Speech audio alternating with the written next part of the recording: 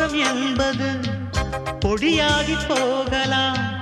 பொன்னாரமே நம் காதலு பூலோகம் தாண்டி வாழலாம். ஆகாயம் என்பது இல்லாமல் போகலாம்.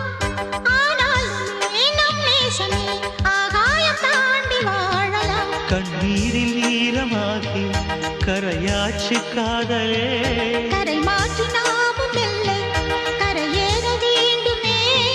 நாளை வரும் காலம் நம்மை கொண்டாடுமே.